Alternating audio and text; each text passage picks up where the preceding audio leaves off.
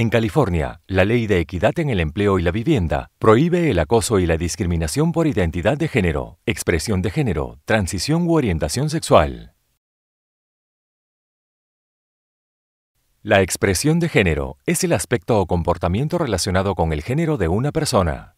La expresión de género podría ser estereotipada masculina o femenina, una combinación de ambas, o podría no ajustarse a ningún género.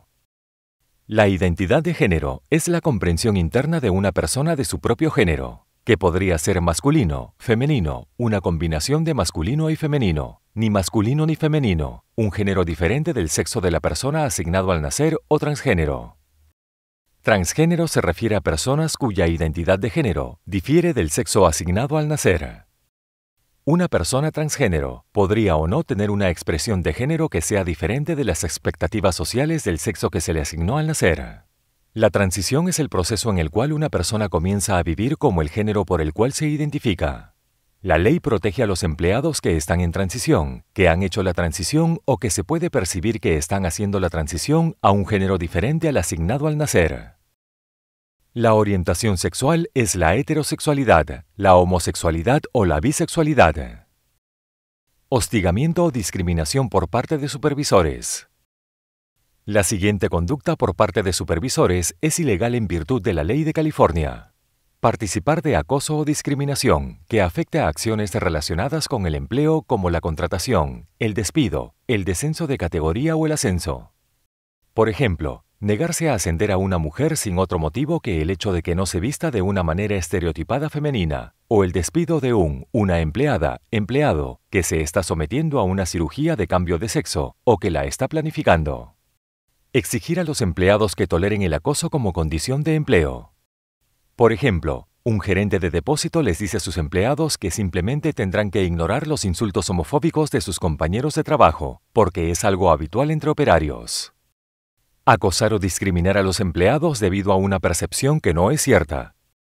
Por ejemplo, un gerente que elige no asignarle trabajo a una mujer porque creyó que era lesbiana.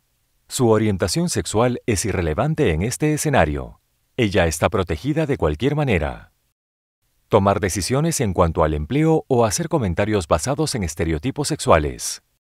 Por ejemplo, negarse a contratar candidatos cuya identidad de género es femenina para un puesto que requiere trabajo pesado, únicamente debido a los estereotipos de género. El acoso sexual en un ambiente laboral hostil tiene lugar cuando la conducta interfiere de manera injustificada con el desempeño laboral de una persona o crea un ambiente laboral intimidante, hostil u ofensivo. Los supervisores tienen la doble responsabilidad de evitar el comportamiento acosador y, a su vez, estar atentos para ver si los detectan en los empleados a su cargo. El acosador y la víctima pueden ser compañeros de trabajo, pero el acoso también puede tener lugar entre empleados y no empleados, como contratistas, consultores, repartidores, proveedores o incluso clientes. El acoso sexual puede ocurrir en cualquier lugar en el que los empleados representen a su organización. Esto incluye celebraciones laborales, cenas con clientes, conferencias, exposiciones comerciales, visitas de ventas y eventos de caridad. El acoso sexual puede ser cometido en persona, por teléfono, a través de mensajes de texto, mensajes instantáneos, correos electrónicos o sitios de redes sociales.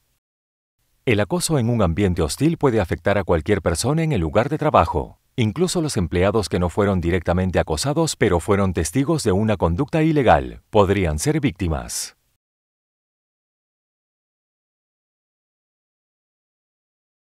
Usar sobrenombres degradantes u ofensivos, insultos o epítetos. Contar chistes insensibles que sean humillantes o degradantes. Usar la preferencia de género de un cliente como factor al asignar labores a los empleados. Hacer comentarios despectivos sobre los rasgos o derechos legales de un grupo protegido, como un hombre no debería usar un vestido. Excluir o aislar a compañeros de trabajo de las actividades y tareas relacionadas con el trabajo. Por ejemplo, asignar a una persona transgénero exclusivamente a un trabajo que no involucre la interacción con el cliente, cuando los compañeros de trabajo en la misma posición trabajan con los clientes de manera habitual. Ver sitios web ofensivos o usar sitios de redes sociales para acosar a compañeros de trabajo. Por ejemplo, Hacer comentarios despectivos sobre la expresión de género en las páginas de redes sociales de un compañero de trabajo o ver sitios web anti-gay a la vista de los compañeros de trabajo. Se debe permitir que los empleados usen las instalaciones de los baños o vestuarios que correspondan a su identidad de género o expresión de género, independientemente de su sexo asignado al nacer. Los empleadores deben proporcionar métodos tales como puestos sanitarios con traba, horarios individuales para duchas, cortinas de baño o cualquier otro sistema apropiado para garantizar la privacidad de los empleados en sus instalaciones. Los empleadores deben designar baños de uso individual con señalización neutral en cuanto al género, como unisex o simplemente baño. Los empleadores deben permitir que los empleados se arreglen y se vistan de acuerdo con su identidad de género. Si un empleador asigna uniformes específicos conforme al género, los empleados deben poder usar el uniforme correspondiente a su identidad de género. Cuando los empleadores tengan códigos de vestimenta o normas de aseo personal, los empleados transgénero o no conformes con el género no deben cumplir con normas diferentes a las de otros empleados. Se debe permitir que los empleados participen en actividades patrocinadas por el empleador que correspondan a su identidad de género, incluidos los equipos deportivos, los ejercicios de formación de equipos y el voluntariado. Los empleados en California tienen derecho a ser identificados por el nombre de su elección y con los pronombres que reflejan su identidad de género. Los empleadores deben asegurarse de que todos los empleados sigan esta preferencia o podrían tener que responder ante un tribunal. La negativa a dirigirse a los compañeros de trabajo por su nombre y pronombre elegidos se considera acoso ilegal y será pasible de medidas disciplinarias. Los empleadores podrían usar nombres y géneros legales en los documentos gubernamentales cuando la ley así lo exija. Se debe permitir que los empleados realicen trabajos o deberes que correspondan a su identidad de género o expresión de género, independientemente del sexo asignado al empleado al nacer. Sin embargo, los empleadores deben trabajar para limitar la cantidad de trabajos donde el sexo de una persona sea el factor determinante para el empleo. Los empleadores no podrán exigir ninguna prueba de identidad de género o de transición antes de conceder los derechos que la ley garantiza a los empleados. Los empleadores solo podrán comunicarse con los empleados sobre su identidad de género, expresión de género o transición, si el empleado inicia la conversación para discutir las condiciones de trabajo relacionadas con el género. Sin embargo, los empleadores podrán realizar una consulta confidencial sobre un empleado con el único propósito de garantizar el acceso a instalaciones multiusuario comparables, seguras y adecuadas.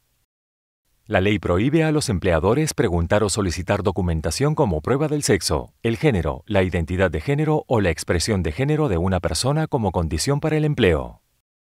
Además, está expresamente prohibida la discriminación contra un postulante que no marca o se niega a marcar si es hombre o mujer en un formulario de solicitud.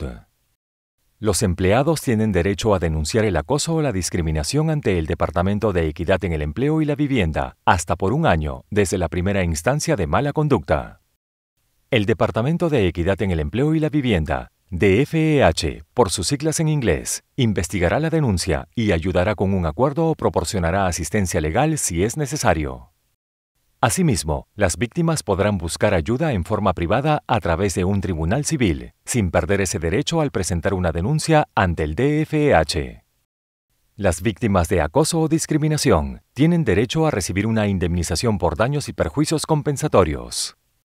Los contratistas independientes tienen los mismos derechos en materia de acoso y discriminación que los empleados. Los empleadores deben mostrar un cartel desarrollado por la DFEH sobre los derechos de las personas transgénero en un lugar prominente y accesible en el lugar de trabajo. Tomar represalias contra un compañero de trabajo por presentar una denuncia de acoso es ilegal en virtud de las leyes federales y de California. Entre los ejemplos de represalias podemos mencionar despidos, revisiones negativas de desempeño, transferencia a otro puesto, pérdida de salario, beneficios u horas extra, asignaciones laborales menos convenientes, intimidación, descenso de categoría y medidas disciplinarias injustificadas, por nombrar solo algunos. Los empleadores y sus supervisores deben tomar medidas razonables para prevenir que se produzca el acoso. Los supervisores que no evitan el acoso o que se involucran en el acoso pueden ser declarados personalmente responsables ante el tribunal con fallos monetarios sustanciales y enfrentar medidas disciplinarias, hasta incluso la desvinculación laboral. En California, el hostigamiento y la discriminación por motivos de identidad de género, expresión de género, transición u orientación sexual están estrictamente prohibidos. Es fundamental que todos los supervisores entiendan lo que constituye acoso y discriminación y se aseguren de que los empleados a su cargo también lo entiendan.